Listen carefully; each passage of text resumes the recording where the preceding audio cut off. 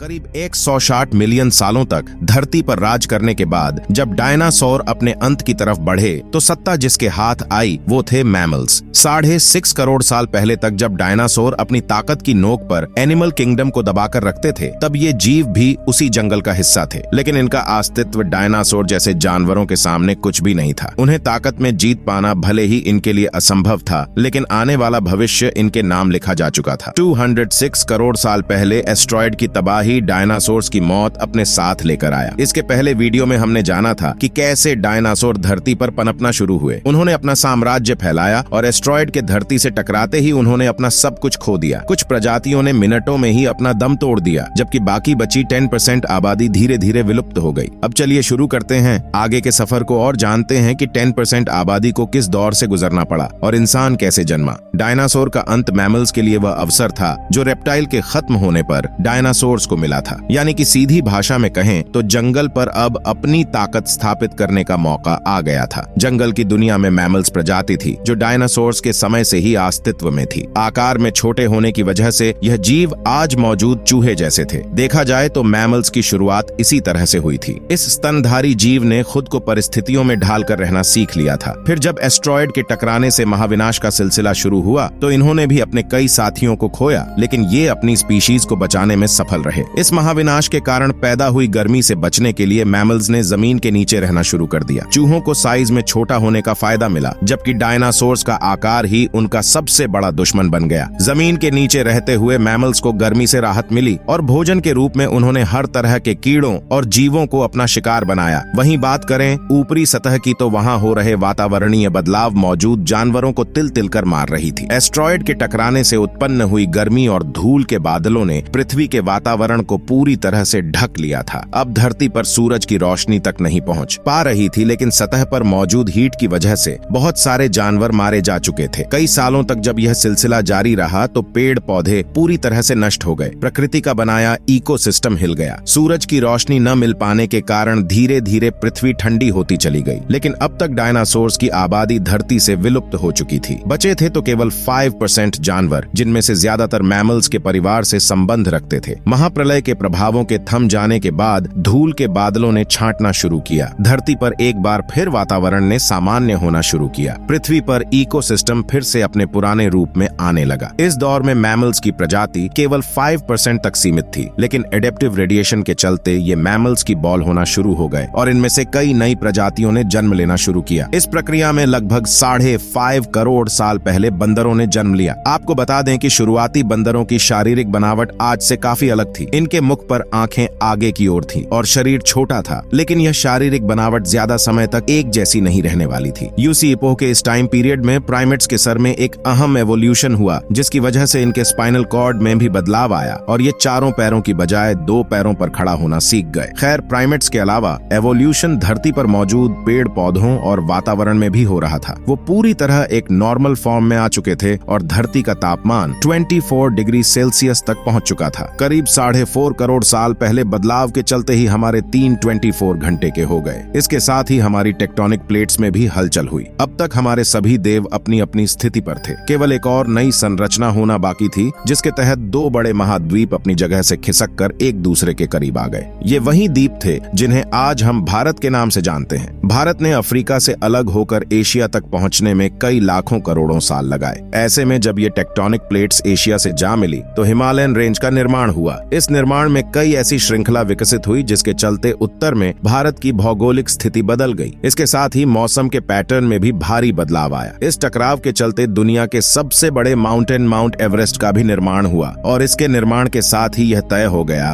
कि आने वाले भविष्य में भारत में कई बड़ी नदियों का भी निर्माण होने वाला है, जो इस पूरे द्वीप की फॉर्मेशन को काफी हद तक बदलने वाला था। खैर, जहां एक तरफ धरती के हर द्वीप में विकास शुरू हो चुका था, वहीं दूसरी तरफ एवोल्यूशन की होड़ में जानवर भी अपने आप को काफी हद तक बदल रहे थे। द्वीप को अपने मौजूदा स्थिति में पहुंचने पर जंगलों में भारी गिरावट आई थी और मुख्य रूप से ग्रासलैंड का निर्माण हो रहा था। उधर जानवर भी घास के मैदानों में रहने के लिए एडॉप्ट हो रहे थे और साथ ही साथ नई प्रजातियों का भी विकास हो रहा था, जो ग्रासलैंड में अपना दबदबा बनाने की कोशिश कर रहे थे। पुराने मैमल्स में भले ही दूसरे जानवरों को मारकर खाने की क्षमता नहीं थी, लेकिन अब विकसित मैमल्स ने दूसरे जानवरों का शिकार करके उन्हें मार गिराने की ताकत विकसित कर ली थी और वो दूसरे जानवरों पर अपना दबदबा बनाने में भी कायम हो रहे थे। अब जंगल में मैमल्स की वही स्थिति थी जो कभी धरती पर राज करने वाले डायनासोर्स की हुआ करती थी। लगभग 1 करोड़ साल पहले धरती अपने उस स्वरूप में आ चुकी थी जैसे कि वो आज हमें दिखाई देती है। वातावरण से लेकर पेड़ पौधों तक सब कुछ अपने फुली इवॉल्व रूप में थे। कहने को तो धरती पर सब कुछ था, लेकिन अब भी एक प्रजाति थी जो धरती से गायब थी, और वो प्रजाति आने वाले भविष्य में पृथ्वी के इतिहास को बदलने वाली थी। जी हाँ, ये प्रजाति थी